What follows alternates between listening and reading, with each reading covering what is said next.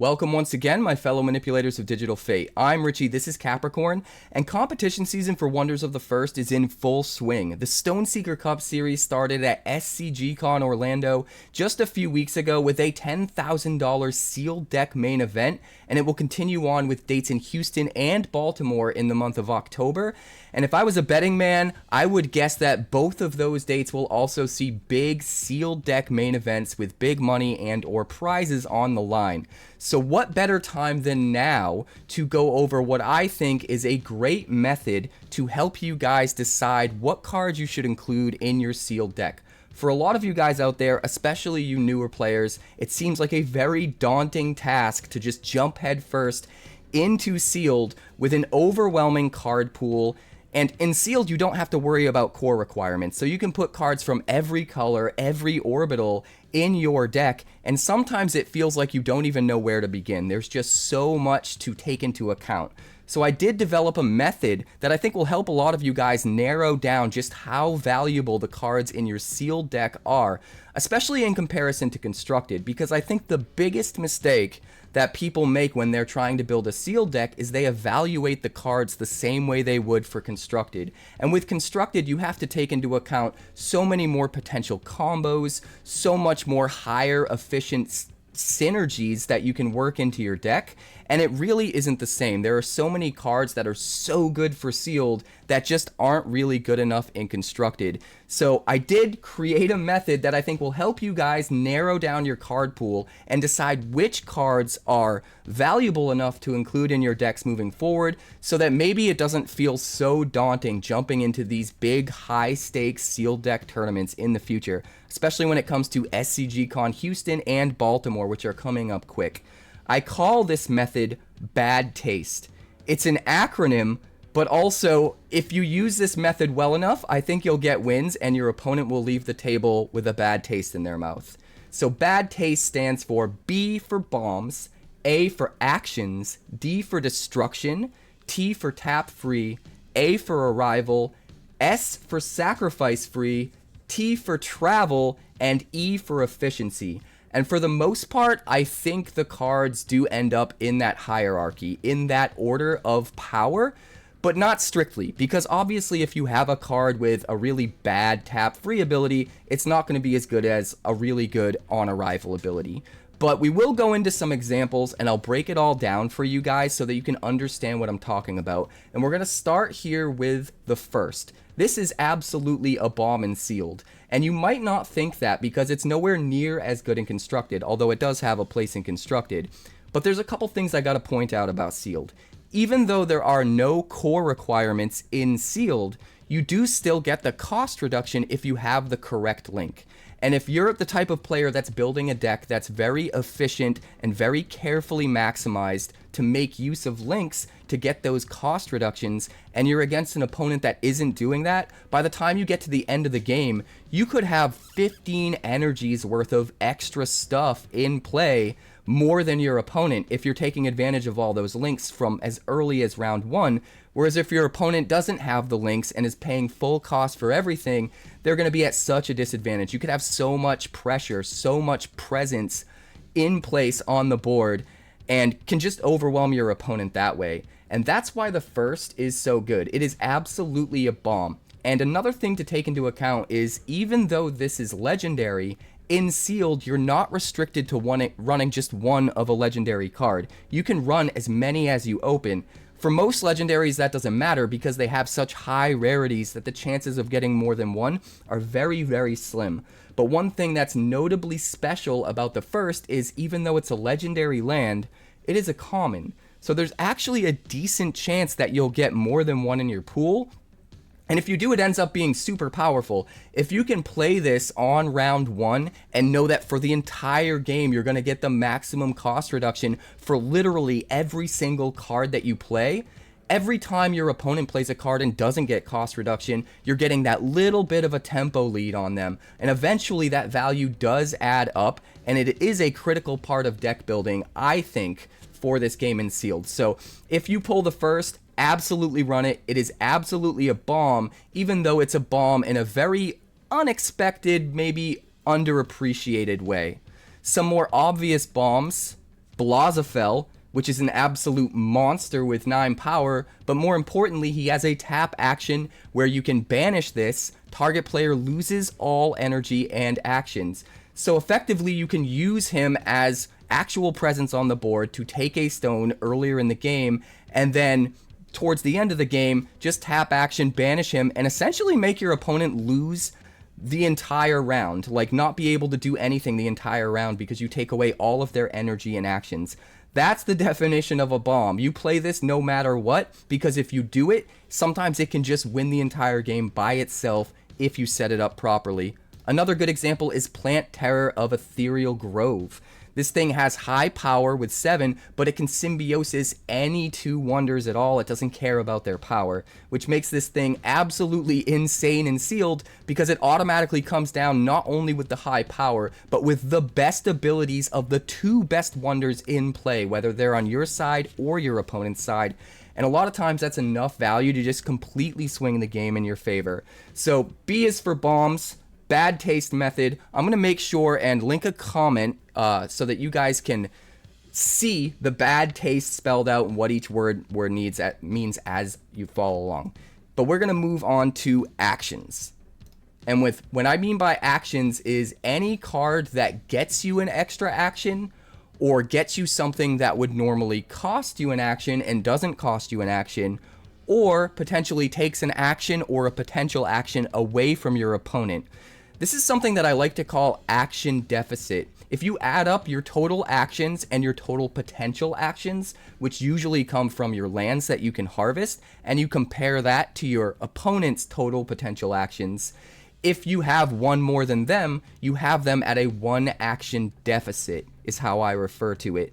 The more of a deficit you can create, the less actions your opponent has compared to the more potential actions you have, the more opportunity you have to do so much more than your opponent over the course of the game.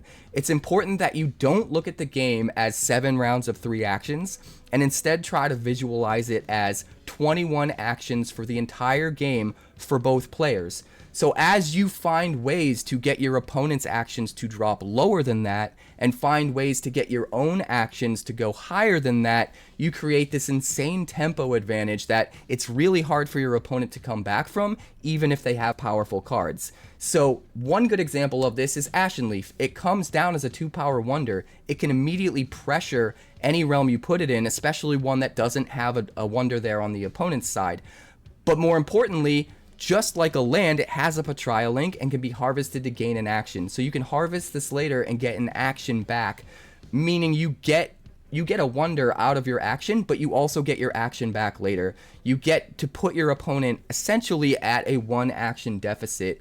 Another good example is Indra's Citadel. And even though every single land can be harvested for an action, what's special about Indra's Citadel is as long as you put it into an even numbered realm, when you harvest it, you'll get 2. This is one of the best cards for Constructed. Most of you out there already know about this card, but cards like this that are going to give you more actions than what you invest into them are really, really good when it comes to A actions. Another good example is attuned cards like Mountain Ridge Mammoth, and this is one that's kind of overlooked sometimes. If you play an attuned wonder, it's not going to cost you an action as long as you have the right type of land in play, in this case a Patria land. And so if you can get the value of the wonder without actually spending an action, it puts your opponent sort of at a 1 action deficit. It lets you stay at the amount of actions you have while putting even more pressure on the board, which is really important. Another thing, a caveat that I want to mention about Attuned is that Attuned is really good at playing mind games with your opponent. So sometimes those cards are worth even more than just the action advantage of not having to spend an action to play it. Because if you hold this in your hand until your opponent thinks you don't have enough actions left to play something and then attack, then they're going to put something down thinking you're not going to be able to attack with new unknown power. All of a sudden the Mountain Ridge Mammoth comes out of nowhere, adds power to a realm, and you keep that 1 action that you have left for attacking instead of having to play a thing, and it completely messes up all of your opponent's math and their whole plan that they thought they had in place that was safe because they didn't think you had enough enough actions left to really stop what they're trying to do, well, now their whole plan goes out the window. So Attuned is really good, not just for its action potential or its action saving potential, but there are a lot of subtle ways you can use Attuned as well. The other way you can make actions work for you is something like Giant Hydro Jelly, where on play, target player loses one action. If they start with 21 actions for the whole game, and that total number goes down to 20 because you just played a Giant Hydro Jelly, that is nothing but good for you. That gives you perfect action advantage over them, puts them at a 1 action deficit while also putting big power, into play for you to pressure a realm, and it can be super effective. The next letter in Bad Taste is D, which is for destruction. And this one seems simple at first, but there are some subtle ways that we should address. So first of all, the simplest form of destruction, just a spell that kills a thing, such as Rend, destroy target wonder that arrived this round.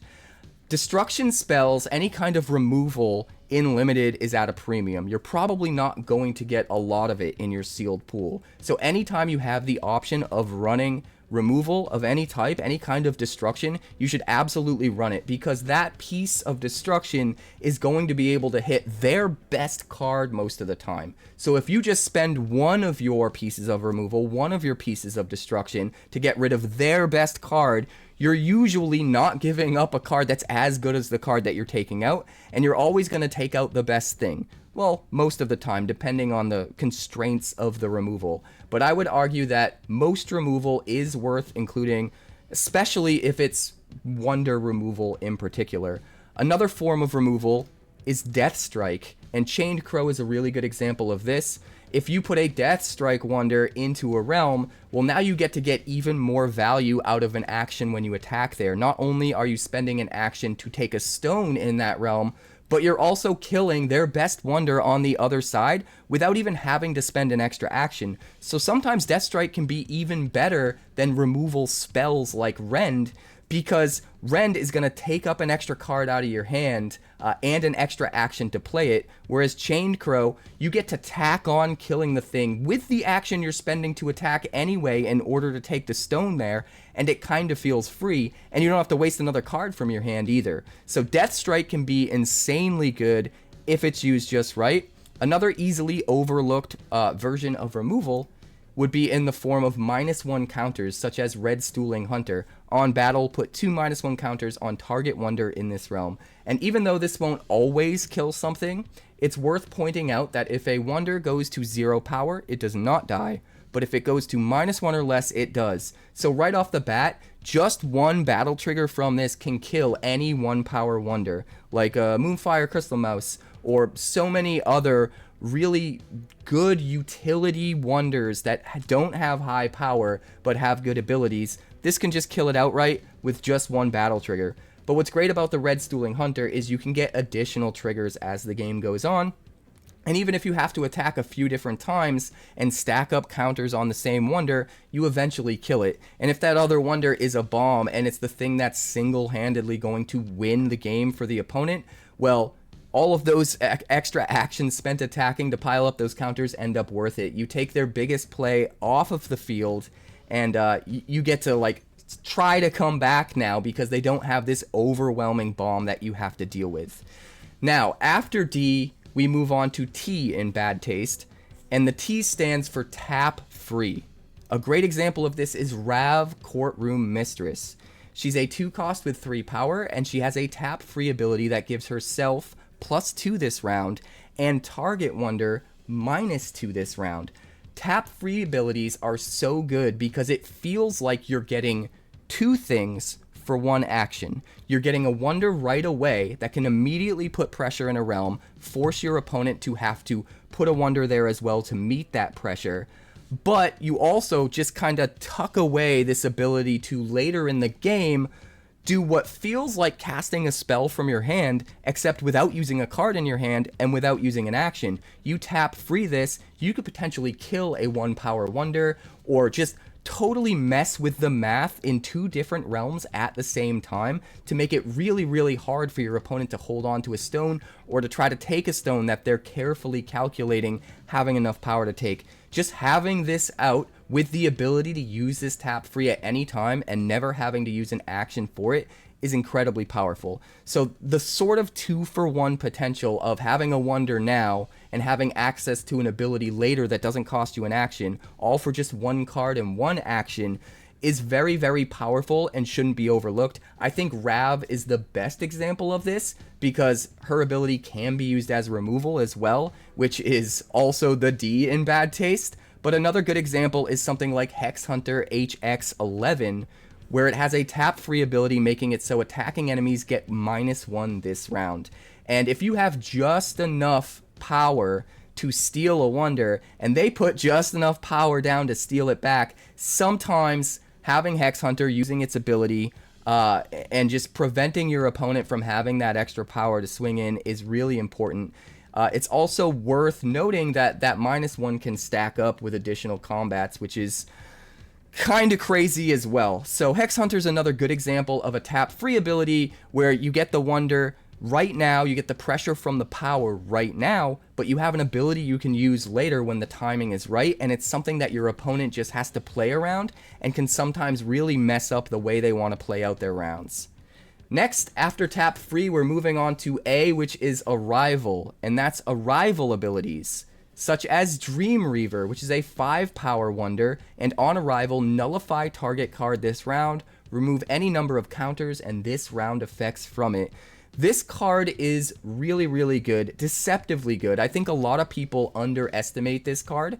The on arrival ability nullifying something, the fact that it's only for one round, some people overlook just how good it can actually be. They underestimate it, they sleep on it because like it's only one round, so how could it possibly be? It doesn't get rid of the power of a wonder, you're not changing the power level, but there's so much potential for bombs in this game in Limited to come down and have an ability that is just overwhelmingly powerful. And if you can take that ability out of the game for an entire round, even if it is just one round, take it out for an entire round, you can absolutely come back and claw and scrape your way back and get to a win sometimes if that ability is just really problematic and oppressive. So something like Dream Reaver with a free on arrival ability in particular feels like you're casting a spell and getting a wonder at the same time without having to spend 2 cards or 2 actions. You get 1 action, you get the pressure you want in a realm, but you also get this ability that acts as pseudo removal all in 1 card. So a lot of times on arrival abilities can be really good and you should pay attention to them as well. Another good example is Technomad Nyx. If your opponent ends up destroying one of your items earlier in the game, you bring down the Technomad Nyx, not only do you get that item back into your hand that you can reuse it, but now you have a 4-power wonder on the table that can start pressuring a realm, which is really, really good. After A, we're moving on to S in Bad Taste, and that is for Sacrifice Free. There aren't a ton of Sacrifice Free abilities in the game yet, but the ones that are in the game are very powerful, and you shouldn't take them lightly.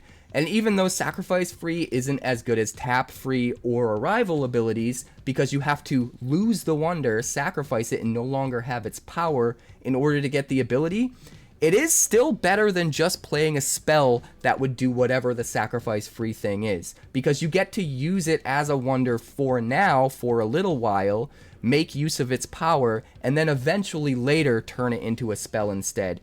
So it kind of feels like 1.5 cards worth of value, not necessarily 2 cards worth of value similar to Arrival abilities or Tap Free abilities, but still definitely worth it, especially if the ability itself is a powerful one.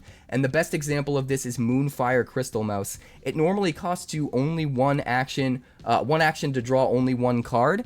With Moonfire Crystal Mouse out, you sacrifice free, doesn't cost you an action to do that, you draw 2 cards, which is already 2 actions worth of value, and then you also get 2 energy as just the sugar on top, which is kind of insane. This is probably the best common in the game for both Limited and Constructed. This card's absolutely nuts, but what's great about this in Limited is you can utilize that 1 power long before you sacrifice this thing. Putting it in a realm where your opponent doesn't have anything forces them to have to put something there. And sometimes if they want to focus on a different realm and push in on a stone elsewhere, putting this into a completely open realm and forcing them to have to play something is extremely annoying when they know that as soon as they place something there, you just sacrifice this and you made them put their card there for nothing. So Moonfire Crystal Mouse is the best example of a sacrifice free, but we also have something like Noctarum the Lost. On arrival, banish up to 3 target cards in the Abyss, and then sacrifice free to put a card from banishment into its owner's hand. This is a really good way to get back literally anything that was destroyed earlier in the game. And if you have a bomb in your deck or a couple bombs in your deck and your opponent dealt with it, used their, piece of destruction and got it off the table, you can get it back with Noctarum the Lost, which is really, really problematic if you get your bomb back and now they have to find a way to get rid of it all over again. After sacrifice free, we're moving on to the T in Bad Taste, the second T in Bad Taste, and that's for travel. What I mean by travel is moving between realms. This is really powerful, but I don't think a lot of people have thought through as far as the math, as far as why it's so powerful. So the most obvious example of travel or traversing the realms is flying. If you attack in a realm where you have a flyer, you get to move that flyer to an adjacent realm at the end of combat for free without having to spend another action or anything. Now, if you end up moving that flyer into a realm where after your opponent takes their next action and comes back to you, you can then use an action to attack in that realm and take the stone, you're actually able to take that stone and save one action more than you would otherwise have to spend. Because normally, you would have to spend one action to play a wonder from your hand into that realm, and then spend another action to attack there. It would actually take 2 actions in order to get the power you need into the realm and take the stone with that power. But with a flyer, you can get the power that you need into the realm without using an extra action as part of your attack action that's already taking a stone in a different realm, and then be ready to take that stone for just 1 action instead of 2. So flying, if used right and if lined up correctly, can save you an action every single time you attack and take a stone with a flyer, which can be super powerful. So definitely play flyers. I think everyone knows that flyers are powerful, but I don't think they realize just how powerful they can be because of the actions that they're saving you over the course of the game, which also ties into the first A in Bad Taste that we went over, actions, which is a very, very important part of Sealed for sure. Another good example is something like V8 Wanderer. Flying is not the only thing that can move stuff from realm to realm. V8 Wanderer on arrival gets to move any wonder you control to target realm, and then on each round start you get to move any target wonder you control to target realm as well.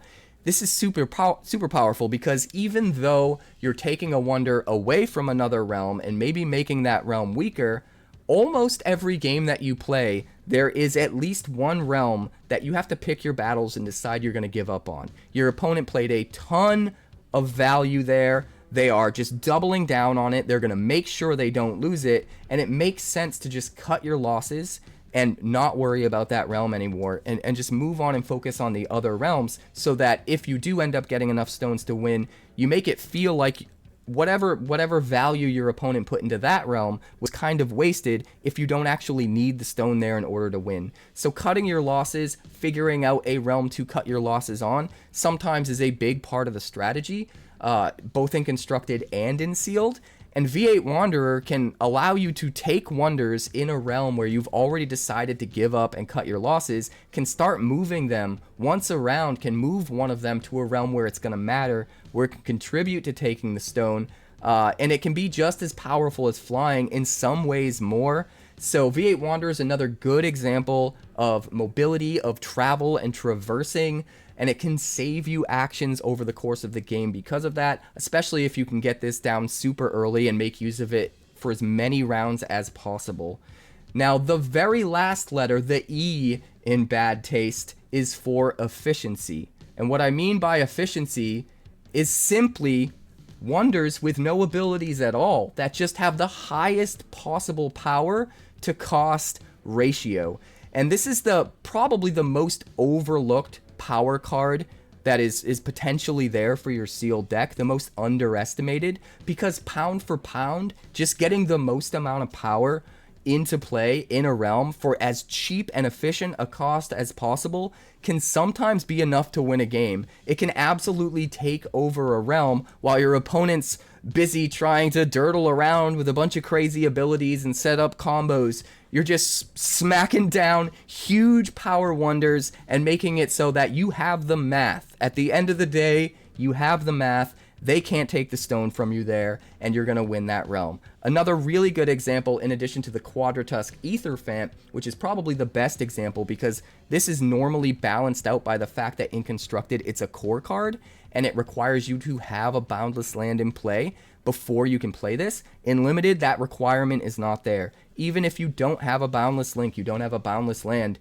you can still play this in Limited because all of the core requirements are gone. So the balance of this having a higher power than its cost, kind of balanced out by the core requirement, just doesn't even exist in Limited. And this is probably one of the best, what I call vanilla wonders in the game for sealed deck for Limited right now, specifically because of that. Another really good example though is Emberwood Stalwart, which is a simple 3-cost wonder with 6 power. It's going to come down pretty early. If you have the link, it can come down for only 2 energy, and 6 power is a ton. It's going to take a lot for your opponent, especially in Limited, where they put together a deck with very limited resources. They don't have all of the answers. It's going to be really hard for your opponent to deal with that much power from out of nowhere with just one action, potentially as early as round 2. So Emberwood Stalwart is another really good example of a card that has high efficiency, what I call high efficiency. So that brings us back to the first. I think the bad taste method is a really good place for you guys to start when it comes to evaluating your card pool, what cards are worth it and what cards aren't worth it. But bad taste is not the only thing to take into account when building your sealed deck. There are a couple of other notable concepts that you should wrap your head around. And if you're interested in hearing the rest of tactically how I think you guys should approach sealed, there is another video coming, just like I mentioned at the beginning of this video, where I'm going to show you guys my entire sealed pool from SCGCON Orlando and show you guys what deck I ended up building out of that, why I made those card choices using the bad taste method, but also using a couple of other very important concepts that I'm going to fill you in on in that video. So look forward to that video coming down the line. I hope to see you guys at the tournaments at SCGCON in Houston and in Baltimore. I'm going to all of them. Let me know in the comments if you're going to show up and compete. I would love to see you there. If you want to learn how to play, track me down. I'll teach you how to play. It's going to be such a good time. So head on out to SCGCON, take part in these tournaments.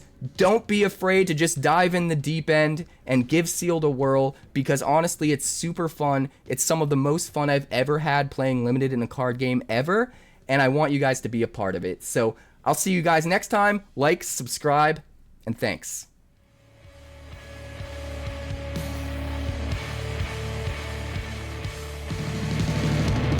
Thanks so much for checking out my channel. I'd like to give a huge shout out to all of my patrons over at Patreon. Without you guys, this channel would not be possible, so honestly, thank you from the bottom of my heart for all of your contributions. If you haven't yet, like and subscribe. The more likes we get and the quicker we get them, the bigger this channel will grow and the faster it will grow. I'd love nothing more than this channel to become something very special for you guys, but it's entirely up to you how fast that happens. Also, if you'd like more deck text, that's somewhere over there. And if you'd like to see what else the channel's been up to lately, that's somewhere up that way.